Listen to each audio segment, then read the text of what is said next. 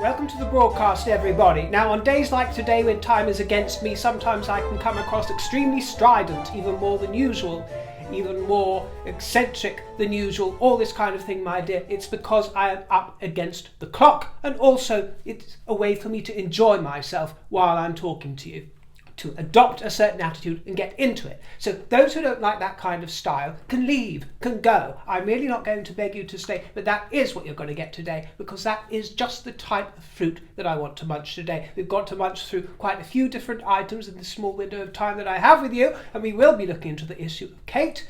We will be looking at Queen Camilla at the Commonwealth Day service, and we will be looking at Samantha, because I've got a few things to say. And I'm leaving that to the end for those of you who don't want to see me gloat and say, I told you so. You and others out there may not like my answer. I think the lawsuit is doomed. I don't think it's going to go anywhere, and I think that it will be thrown out for many reasons. But the main reason being is that it is a very weak case. So, the ball is in your court, but just remember, I didn't invite anybody here, I didn't beg anybody to watch, and I didn't charge you for a ticket. So those who don't like it can leave. The rest of you, which I know will be the vast majority of you, welcome, my dears. It's wonderful to have you on board. It's wonderful to have your understanding and your fruity presence. Get it? Got it? Good. Catherine. The White House have been going crazy. Okay, perhaps a slight exaggeration, River.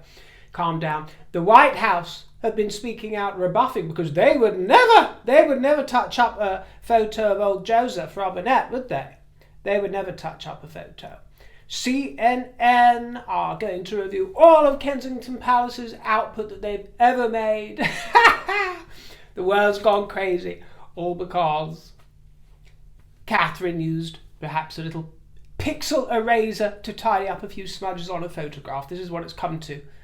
This is what it's come to, my dear, while World War III is ever drawing nigh. Now, some of you ask me about the Twitter world, the Instasphere, all of these things that I don't look at on social media. I don't look at cesspits. I don't look at cesspits, and I don't climb into them voluntarily, and I will not be pushed into one, my dear.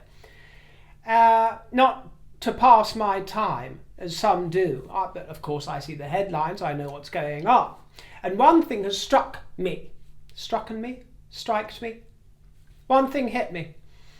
Despite the claims that we all heard from the Duchess of Sussex and those oh-so-honey-dripped lips, she never once experienced the intensity of the conspiracy, the derision, the speculation that Catherine has been receiving from so many quarters. Do you process that? Do you see that?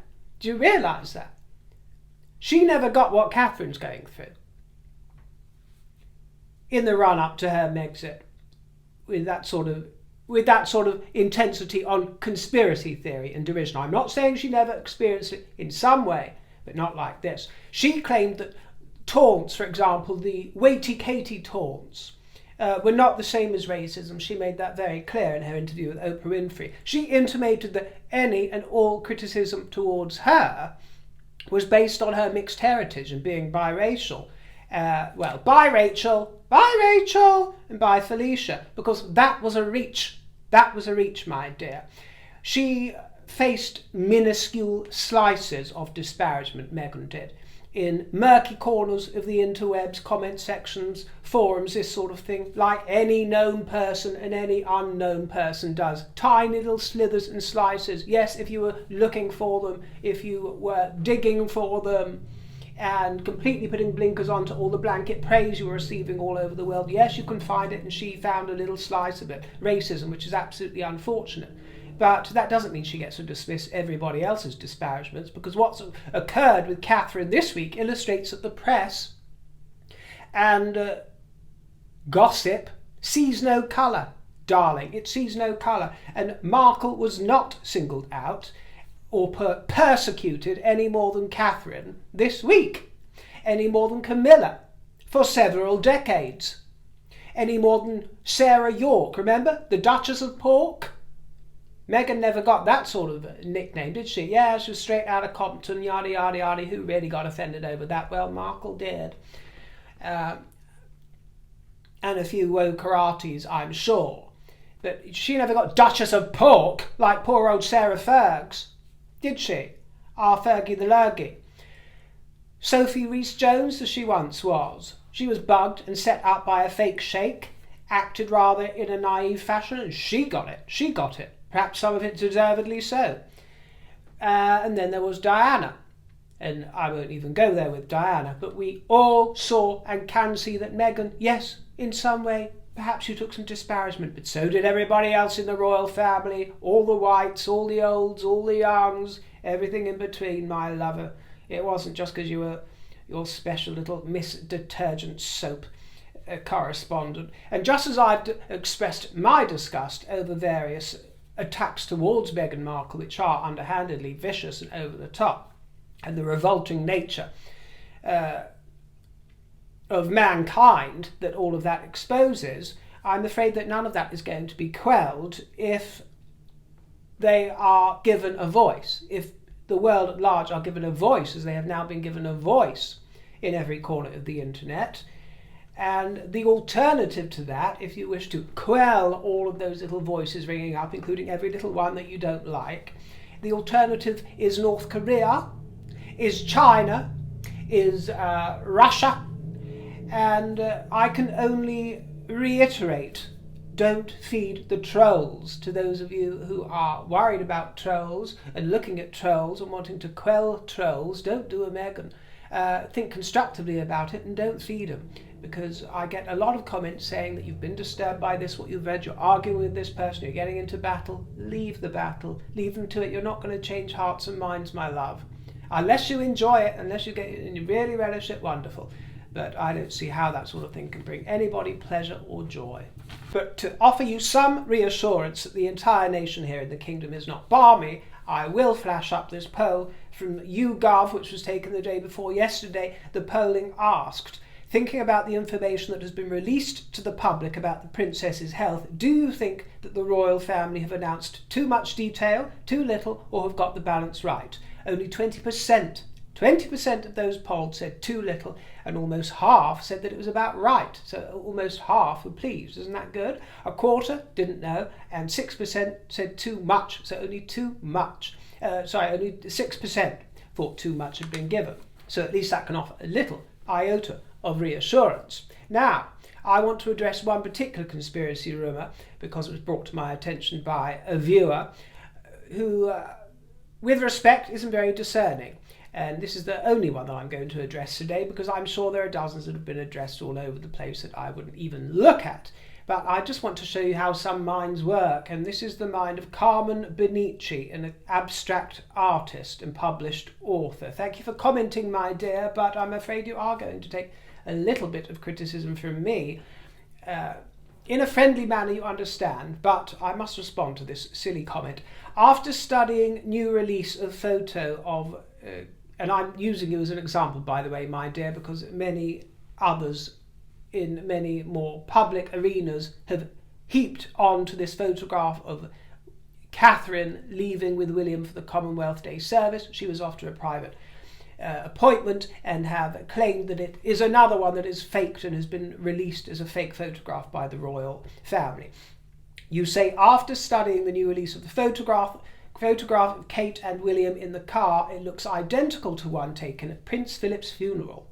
Same car, same location, William same expression, same clothing, obvious child blurred out in the middle of them. Kate has the same hairstyle, same hat, same pearl earrings, same white necklace, same wall background, I ask you. When you study close up and with a fine-tooth comb, it's obvious it's one of the old photos of Prince Philip's funeral that they attended. If, as people state, they intentionally released their photo to convince people she's okay, then she would be facing the camera to prove a point. Well, I'm glad that she wasn't facing the camera to prove a point, my dear. I don't want royalty proving a point. This isn't a celebrity rebuttal or riposte. Well, apparently I made up some sort of portmanteau, my dear, but I think riposte is the word that I was reaching for. And I think you're reaching here, my dear, to be quite honest with you. And I'm glad that she wasn't trying to make some kind of point. You continue. Now, I don't trust a word the palace says. It's not our business, her health or their lives, that's true. I like Kate very much, but it's about trust. And if people are losing trust, then it comes to a point where you question everything. I'm not a conspiracy theorist. Okay, my dear, I'll give you the benefit of the doubt, although what you've just said seems to fly a little in the face of that statement. I'm not a conspiracy theorist or some nosy Parker, but if people are being lied to, you have to ask yourself why, and it all points to the question of her health. Well, with respect, my dear, the first thing I noticed, and I'm not going to Google loads of images of Catherine and William en route to Prince Philip's funeral, but I did look at one or two of the ones and also scoured my own memory. Catherine wore a mask, and forgive me if she took it off for some sort of moment when she was travelling, but first of all she had a mask over her face, which is not evident at all in this photograph that you mentioned, the new one. Secondly of all, I couldn't see any net falling over her forehead, as was at the funeral. And you say we've been lied to. Well, look at what we've actually been told. What we've actually been told is that Catherine underwent serious abdominal surgery, I should say, that she would be out of work until after Easter, hoping to return after Easter, and unofficial reports from the palace have said that she's doing well. So what else have you been told? What other extra information have you been given that makes you feel that you've been lied to? Well, you suggest that this photograph is a lie that's been given to you. Well, it hasn't been given by the royal family for a start, because Jim Bennett is the paparazzo who provided that photograph, and he has spoken to the New York Post. He said, "We don't change our photos in Photoshop other than adjusting the light levels if necessary." He said that he and a partner were hired by a news outlet to get a shot of Prince William heading to Westminster Abbey for the Commonwealth Day service. They didn't even know that Catherine was going to be at his side in the car. He said the cars left Windsor Castle and I photographed them a short distance away on Datchet High Street, outside number 39 to be precise. And people are even trawling the internet for photographs of 39 Datchet High Street to verify the fact that the wall looks the same. This is crazy. Car shots are unpredictable at the best of times, he says, and with some reflection on the glass it can be difficult, but as it happened, it wasn't until I checked on the back of the camera to make sure I had a frame of Prince William that I realised there was someone sitting next to him. It turned out to be Catherine. The mysterious woman in the shadows was indeed Catherine, but the photograph was not released by the royal family. They do not release such paparazzi shots, my dear. And also it was taken by this professional photographer that we understand, Jim Bennett, and then it was syndicated in the United States via the Goff's Photos agency. And for the record, I have also continually said, and I'm continually slated for the fact that I've never believed that the Harkles collaborate in the same way with candid paparazzi shots, whether it's with the likes of Backward or Carl Larson. And one more comment regarding Catherine from Leo N.O. I thought you could explain why the media is going so crazy over a single photo. Catherine doesn't need to justify herself, and she doesn't need anyone to explain her. Catherine is completely normal. The rest of the world is not. Oh, on days like today, I feel that I'm in with the crazed side of the world as well today. So much going on, my dear, in my world. So much going on at the moment. Focus, River, focus. The rest of the world is not. Well, can I explain the reason why the media is going so crazy? Yes, I can. It's one reason, and one reason alone, my dear, which I've alluded to before, and that is the love of mammon, or to be more precise and more specific, money. It's all down to money, my dear, as well as a sprinkling of the lower trenches of a world that loves gossip, the more base nature of humanity. That plus money equals calamity. And it's the same when Meghan appears. There's no difference. You know, I can't remember what the affair was over a couple of months ago, but Meghan was storming the press, every word that she or Harry were uttering, you know, front page news for days over absolutely nothing. It's the same thing. World crises take a back seat to this kind of thing. And it's competitive, especially for the media world today, where they have so much more competition, so many more different platforms, They don't rule the roost in quite the same way that they once did. There is a competition for eyes to put bums on seats, and people are fascinated by royalty. In one way, that's a very good thing, but they are fascinated by it. There's international interest, and it brings swarms to platforms all over the place. When I looked at Catherine's statement on X yesterday, this was over 24 hours ago, I briefly glanced at it again, and already then it had 34 million views, that statement alone, that original statement. I don't know what it is now. But, it brings a lot of attention to the likes of X, to the likes of Instagram, to YouTube, to Facebook, all over the world. Articles shared. This is the thing, articles are shared. Let's take, for example, Mail Online. They've always... I think the Mail have always actually had a healthy balance between positive and negative articles regarding royalty. I think there is usually some kind of balance.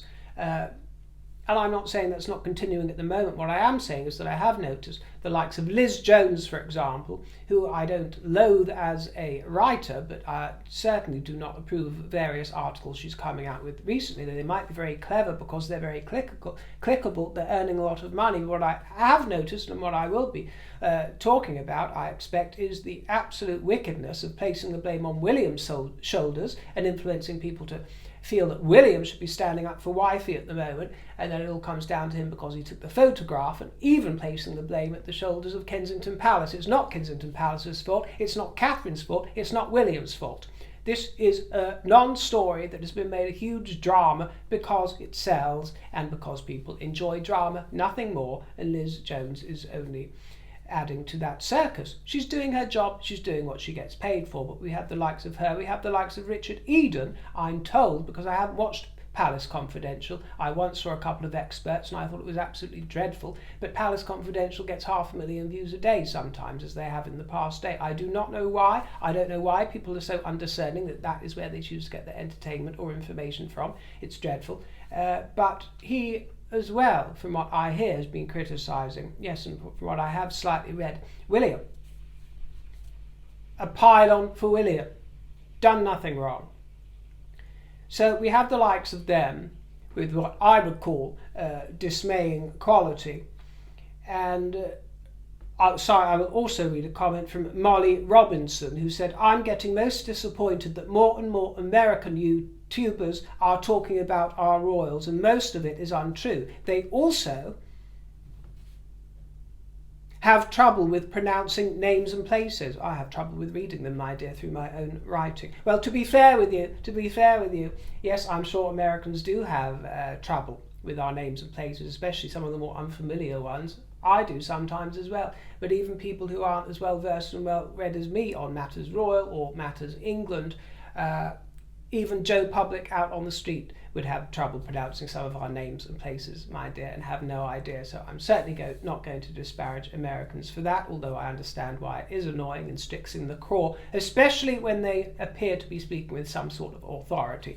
But to be fair, I must say that one thing I've always felt is that every nation should be free to speak on other nations and provide commentary from their perspective as they see fit. So I don't entirely agree with you there, although I understand your disappointment. For example, the US have got an election coming up, as we have. I'm sure I'll probably hold forth a few times. Many other channels who specialise in politics and stuff, English channels, will be casting their thoughts and observations towards America, and I think they should be free to do so. So why shouldn't American YouTubers be free to talk about the British royal family? But yeah, of course, it could, if ever I happen to click on the odd one, although I have celebrated a few times on this channel and mentioned ones that I've enjoyed, but many of the ones that will pop up and I will see and quickly bat away. I mean, what can I say? I don't want to sound like I'm too sour grapes over it, because I do believe that they should have the freedom to do that and make that content. But I suppose it just dismays me that there are so many people, hundreds of thousands of people, and yes, a lot of them are Americans, who just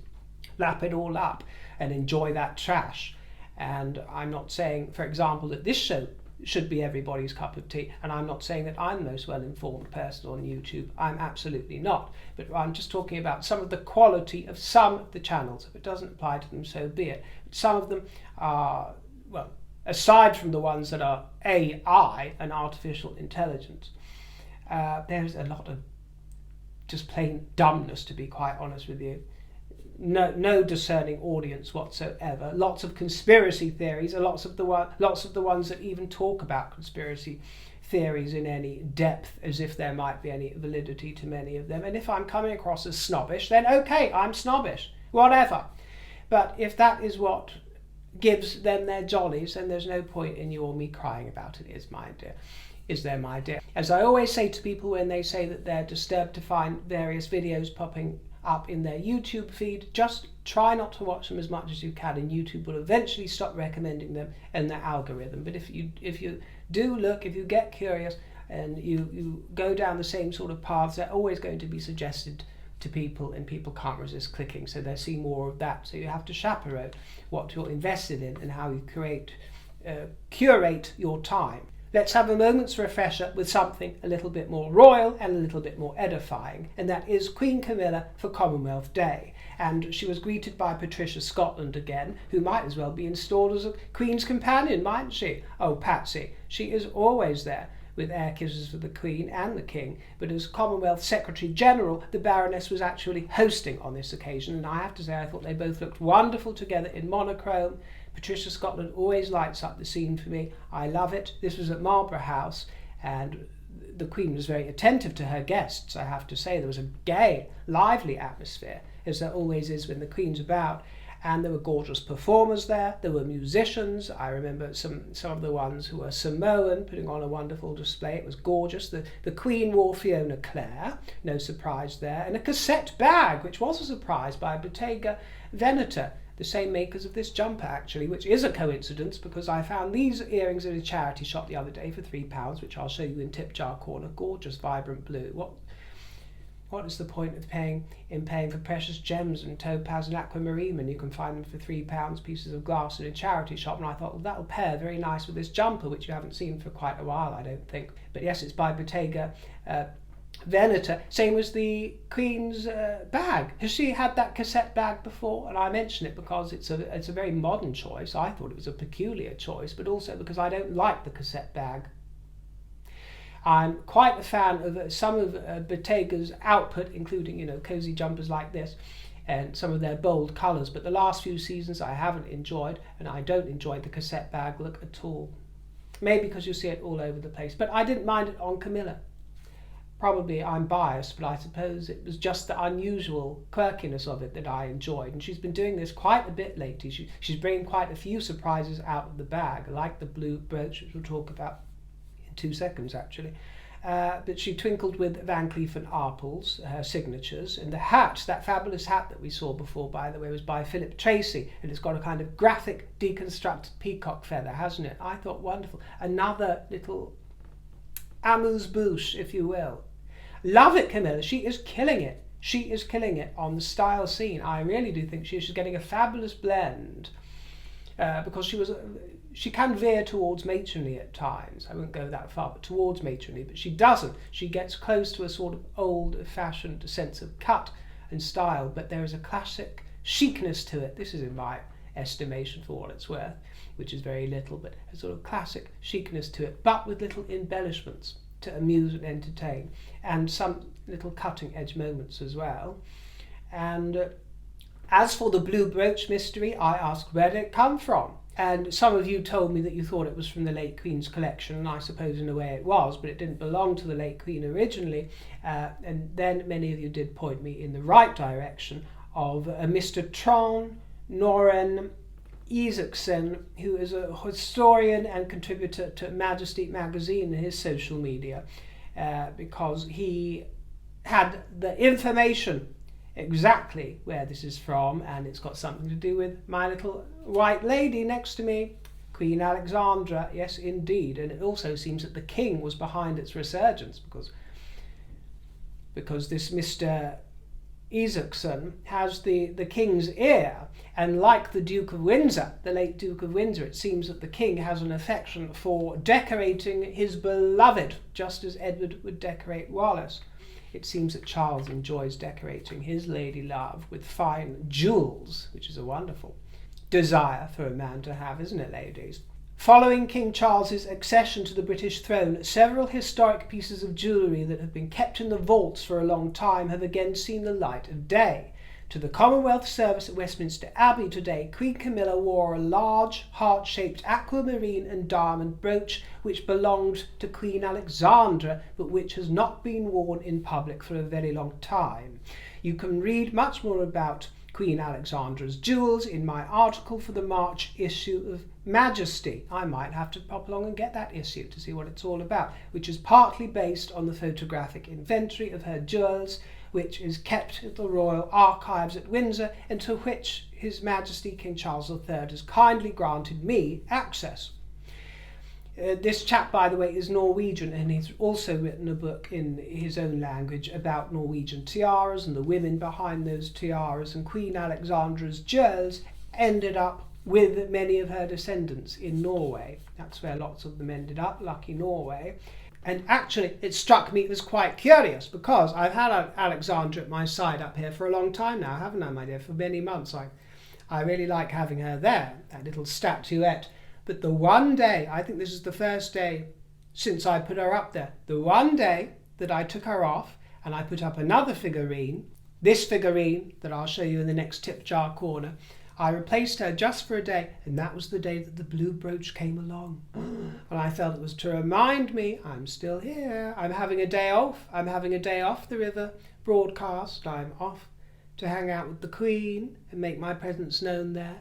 And now she's returned to my side. But isn't that spooky, my dear? What timing? And I should also mention at this juncture, while we're speaking about Norway, well wishes to King Harald V of Norway, who is 87 years old, by the way, and I'm told is making progress after receiving a pacemaker just a couple of days ago. And this was after fighting off an infection that he picked up while he was holidaying in Malaysia. So well wishes to Norway and the King of Norway. But as for the Queen Consort of the United Kingdom and all her realms, she was presented with a Camilla Barbie. Wasn't this a delicious moment? Barbie, Barbie, Barbie. And Barbie was wearing a matching wardrobe. Just delicious. So fun, so fun. She was hosting a reception as president of the foundation called Women of the World. Wow, wow. Doubtless her stepdaughter-in-law would be eager for that title, wouldn't she, my dear? Wow, a woman of the world. That's me you're talking about. That's me. I'm going to bustle in with Artie's skirts. No, we're talking about Queen Camilla. Jerry. Camilla joked that this Barbie had taken about 50 years off her life. And also, it rang a bell because I noticed a couple of weeks ago that Barbie have produced a few different replicas of people in the public eye, including dear Kylie Minogue, who I often talk about. Padam Padam. This was all part of celebrations for International Women's Day at Buckingham Palace, and it was attended by a few stars, a sprinkling of stars such as Dame Helen Mirren. The Duchess of Gloucester was also there. The Queen again was wearing Fiona Clare, but if it works, it works. This time in blue with a black cape by Amanda Wakely. And I bet that the Queen had a good old giggle over that replica Barbie of her in the evening with the King. Don't you think? It would have been just the tonic to cheer him up, and they could have a good old play with that dolly. And there was a very timely quote. Camilla spoke very well. She is a beautiful speech reader. And she quoted Christabel Pankhurst. Very timely words, bearing in mind Catherine and the subject of dignity. The apology she gave, in my estimation, was a mistake and was not dignified. Catherine is a dignified woman, no taking that away from her. Dignified intentions, but that was a mistake. The words of Christabel Pankhurst: remember the dignity of your womanhood. Do not appeal, do not beg, do not grovel. Take courage, join hands, stand beside us, fight with us. It was spoken beautifully and powerfully, and when you think about it, Camilla has lived those actions. Decades of disparagement, vile abuse, Rottweiler this. I won't come out with the nastinesses that she got dogged that. She remembered the dignity of her womanhood, and it didn't quell the sapphire twinkle in her dancing eyes, did it? She didn't appeal, she didn't beg, not once did she grovel to you or the public, not once did she try to make an excuse. Whatever you think about that woman, not once did she try to appease anybody. She focused on the man that she loved, and she focused on her own spirit. And then she said, to which I'd only add, let your light be the stones that will shatter glass ceilings everywhere and inspire generations to come.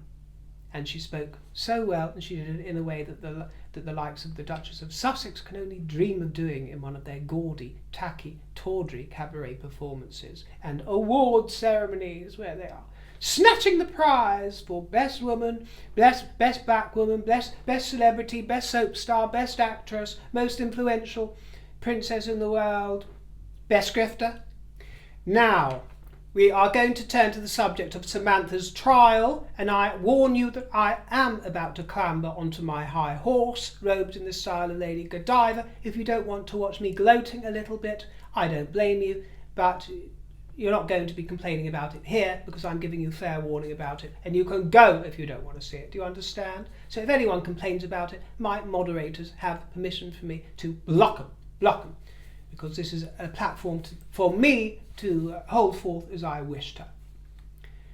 And by the way, Samantha, if you're watching, because I know your family watch, because I've been told by them, if you're watching, this is nothing personal against you. I can see your fabulous side. I can see a side of you that I don't personally think does you any favours, which I'm sure we all have those sides. But moreover, the message is that I would have been the one of the very few to tell you the truth, even if it's not what you wanted to hear. Do you understand? I believe in a tough love approach, and I wouldn't have wasted your time or anybody else's, to be quite honest, my dear. Samantha's trial dismissed with prejudice. She cannot refile. And as I'm sure I'm going to roll the tape, or have already rolled it, I predicted all of this a long time ago. And the reason why I'm being a bit sniffy about it is because I did actually, even though it was over a year ago, I actually took a little bit of heat for it from some of my viewers. It wasn't as if I was getting abject hatred from all quarters, but I did notice the pushback, and I didn't appreciate some of the more personal comments telling me how stupid I was for saying that I thought that the court case would be dismissed out of hand, because everybody else was clamouring to say that she's got Meghan. Whether she wins or loses, Meghan is going to be humiliated. Well, I could see round the corner, and I could see that that wasn't going to happen. And I made my point, as did Florida Judge Charlene Edwards Honeywell, who said that Samantha failed to identify any statements that could support a claim for defamation, which is precisely what I told you over a year ago. You and others out there may not like my answer. I think the lawsuit is doomed. I don't think it's going to go anywhere, and I think that it will be thrown out for many reasons. But the main reason being is that it is a very weak case. And this isn't a popularity contest. It doesn't matter how many of you prefer Samantha over Meghan or believe one over the other. This is a matter of legality. And ever since I heard about this lawsuit, I thought that it was a stretch. And aside from some of the protections mentioned by Meghan's lawyer with regards to the First Amendment, much of it also comes down to common sense in general. But I will indulge myself. I will savour the moment for just that little sprinkling of you who told me about my ignorance regarding America and American law. I will respond by saying that yes, I am ignorant of those things. I don't deny it, but I was right. I was right. Not you, me. And rather a lone voice. Yes, I was rather a lone voice in doing so at the time, as usual, but I was telling the truth as I saw it, instead of selling an unrealistic fantasy of how Samantha might triumph over Meghan, because that's what everybody else was selling at the time. The case was a joke. I'm going to speak plainly now, as I spoke over a year ago. The case was a joke, and those who can't see it are blind. Those who can't see it, I'm afraid they are the ignorant ones. The case was a joke. There was no case. There was no case, and I'm sure Judge Honeywell's going to take some disparagement because she agreed with that fact, but she was absolutely right. And I say this in humility because I'm often wrong. I'm wrong every day on a number of issues. I'm not standing here in arrogance, but I will take the opportunity to enjoy the moment on this occasion and enjoy the fact that I wasn't the ignorant fool that a small handful painted me to be at the time. Perhaps I had a little bit more objectivity, because those who had disparagement are very invested. Perhaps I was objective enough to hear Meghan, as she did, speak about her childhood and her upbringing. I understood exactly what she meant with the words that she used on that Oprah interview, for example, and everything preceding it. I understood what she meant when she was talking about, barely knowing Samantha or whatever wording she used. I know, and if you don't know, I'm sorry to break this to you, but you're either stupid or mad. I knew exactly what she meant when she said that she grew up an only child. And whether you like it or not, that was her experience. She didn't say that she was literally an only child. She grew up as one. I know what that means instantly. I know what she meant instantly. And Samantha can argue the toss about that, about how much she was actually in Meghan's life, but the fact is that she did spend a lot of her life away from her siblings, much like an only child. And I think it is a real stretch of the imagination to expect most people not to understand that. And also, I don't think that it's necessarily the gravest dig that one person could throw at another. And one of the comments that I got over a year ago, because I went back and looked, one of the comments I got from someone I shall call Frankie, I don't want to draw attention to them, so I'm going to call them Frankie, said, as someone who has been involved with the court system, federal and state level for 45 years, mostly criminal investigations, mostly murders, I don't believe you know what you're talking about in this case. The big issue that Samantha has, though, is that she has MS, multiple sclerosis, and Meghan's behaviours could have caused an episode that would have killed her, and I am not exaggerating. Seriously, Frankie, my dear, and you were involved in murders and investigations for 45 years? I don't have the words, but the mind boggles. You have the issues way oversimplified. No, I didn't. No, I didn't have them oversimplified. You had them overcomplicated, lover. Note that Samantha is asking for $75,000. That is it. She does not want to win. That I don't swallow, and I'm sure that her lawyer might have something to say about that. And proves it by asking for that small amount. But she wants Meghan exposed. That will do it. Well, I see no evidence of Meghan being exposed throughout this case in any particular way. And I also don't see what kind of good losing would do Samantha in any case, no matter how you spin it. And I realise people will be spinning it as some sort of win, even though she's lost. It's humiliating, it's embarrassing, the headlines are dreadful, and also it's going to be expensive for someone. I can't remember now if Samantha gets her costs covered, or it's no win, no fee, or this kind of thing. But it could all have been avoided. This is my only point, really. It could all have been avoided. There was no case. I'm not going to pee on your leg and tell you it's raining. And if they listened to me over a year ago, they would have dropped all this nonsense. It was never going to happen. Never going to happen. You know, I'm not even one of Meghan's biggest fans, have I? And you know that after 3 years of watching me. I think it's terrible what she and Harry have done over the last few years. Truly terrible. But even me, who's on that side of the lollipop, avoiding the fuzzy end, could see that there was no case. Honestly. But do I think that that would be a stretch of legal understanding to pull that from criticism into the realm of defamation? Go figure. Shannon, and in response to that, Shannon Dumalt, I think, said, River, my dear, please stick to commenting on fashion, royalty and jewels. Thank you. On these topics you are an ace. On American legal matters you are not so well versed. That's all true, by the way. I don't deny it. Although I will tell you, even though I'm not well versed on American law or law itself, I do rendezvous with lawyers and those in that industry. I've also more than rendezvoused with a few of them. Some rather close, very close companions, if you will. And I've had discussions with a few of them. In fact, I had a discussion with one who works for Hogan Lovells on some of these subjects, and I have a passing knowledge of some of these things, but no, I'm not an expert, I'm not well versed. Anyway, you continue. Unlike the UK, we do not grade lawyers based on titles, nor do we select them by pricey education. We like winners, even if he comes in a cheap suit. Ooh. Meghan has a high-priced lawyer for a small town, Tampa lawsuit. Your dislike of Samantha, coupled with your British snobbery, have caused you to misread this. I don't dislike Samantha, I dislike some of her behaviour.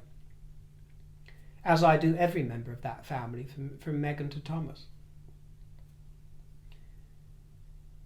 Your British snobbery have caused you to misread this situation. Well, I'm sorry, my dear, I might act a bit snooty here and there, but I have congregated with gypsies, tramps and thieves, and I even consider myself to be a gypsy and a tramp, a thief maybe of hearts, but I have associated with all echelons of society, from the highest heights of nobility down to the gutter snipes of King's Cross in Sydney, Australia, the tranny drag queens on the boulevard, literally hanging out with them and enjoying a cigarette and booze on the side street of the gutters at 4 a.m. in the morning. I've literally been there, my dear, and enjoyed every moment of both. I enjoy every types of fruit. So don't judge me as being a snob from that kind of angle, my dear. One thing I will be snobbish about is anybody unclean. I don't like, hygiene, what is it they say? Cleanliness is next to godliness. Well, I say it's almost equal, my dear, or maybe just nudging in front. If you've got bad hygiene, I don't want anything to do with you, but anything else, fair play. Well, that was Shannon's comment, and a month later I returned to inform Shannon that the case had been dismissed.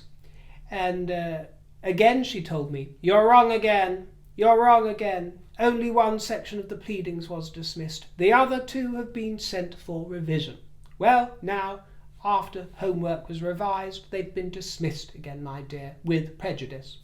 On the judge's 58-page ruling, it is written by Judge Honeywell that Meghan's statements could not be defamatory because they are substantially true, based on judicially noticed evidence, or not capable of being considered defamatory. Absolutely. The judge noted Meghan's comments about her childhood was her merely opining that she did not have a close relationship with Samantha, which is exactly what it was. She was opining. She was offering her opinion, her recollection of those days. I understood exactly what she meant. I didn't need to take it. Only a fool would insist on taking it absolutely literally. And also, if Samantha was to have a point, then that would make every figure that ever went on a talk show on TV or on YouTube or beyond, it would make them vulnerable and open to litigation merely for expressing their opinion or their take on events or the feeling of events and the way that they grew up whatsoever. Do you understand? So I actually think that it's a free speech issue. You know, we shouldn't be clamping down on free speech from either side, what we agree with or what we disagree with. It's a free speech issue. Meghan should be allowed to tell that story of her life in the way that she wanted to. She wasn't defaming anybody in the process. She was giving her experience. I'm sorry, it was not strong enough to be defamatory. And if you don't agree with me, well, Judge Honeywell does. So suck it up. Judge Honeywell said that Samantha had made improper mischaracterization of what Meghan had said. And on changing Samantha's name from Rasmussen, which was her married name, back to Markle after dating began, the judge said that the gist of that was true. She said that the plaintiff used one last name and then the name Markle soon after reports of the defendant's relationship with Prince Harry were published.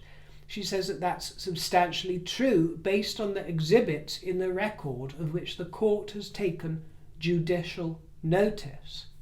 And then she brings up another passage in Netflix that Samantha's team had complained about as defamatory, and the passage in the Netflix documentary was Harry saying that perhaps the most troubling part of this is the number of British journalists interacting with and amplifying the hate and lies. I can't really work out what's wrong with that myself from a legal stance, but this was poo-pooed by the judge, who said that it suggested haste, a misunderstanding of the law, or a lack of diligence on the part of the plaintiff's counsel. It is unclear how this statement could be defamatory towards plaintiff, as it does not reference her. It doesn't even reference her. And then she said in conclusion, plaintiff's claims will be dismissed with prejudice as she has failed to identify any statements that could support a claim for defamation or defamation by implication at this point. Her third try at amending her complaint in either the book Finding Freedom, the Netflix series H&M, or defendant and her husband's hour-long television CBS interview. So there we have it. I will stop serving up slices of humble pie to anybody who deserves it, or anybody who asked for it, and I do it. I'm only speaking to a little slim majority. Most of you are only fruity and quite polite. But I do recall there were a few who really tried to sting me back then for being so stupid to think that the court case would be dismissed. You're ignorant, you're stupid, you don't understand American law, you're wrong, you hate Samantha. Well, they were right on all of those points, apart from hating Samantha, because I don't. But as for the rest, being ignorant about law and blah, blah, yes, I suppose I am. But ultimately, I was right. Case dismissed. So for those of you, if it applies to you, who were schooling me as the experts in American law that you are, well, you can get back to your repeats of Columbo, and I'll stick with Jessica Fletcher. Thank you for joining me. I appreciate your company, and I hope that you take everything I say in good humour. I'll see you next time, my dears. Take care, have a nice evening, lots of love, and toodle pip.